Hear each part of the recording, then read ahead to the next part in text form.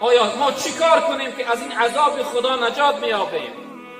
راهی دوا و نجات یافتن از این بلای الهی، از این وبای الهی در چی هست؟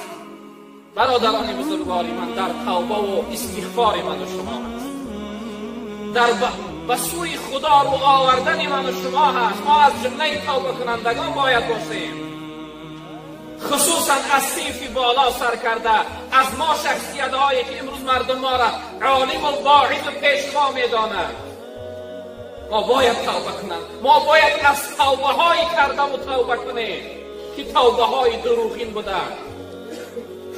بارها نزد خدا گفتیم ای پروردگار ما نزد توبه کردیم، استغفر الله، اما گناه ها در ما تکرار شد.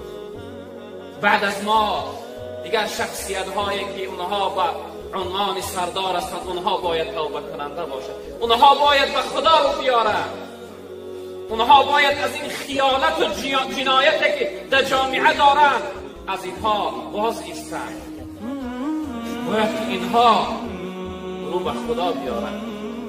توبه و یعنی استغفار برای من و شما ضرور لازم است برادران عزیز. اگر من و شما از این گناه ها، از این جنایت ها، از این خیانت هایی که امروز داریم والله قسم اگر توبه نکنیم از این درد و از این ویروس دیده منتظر عذاب سخت‌تر باشیم.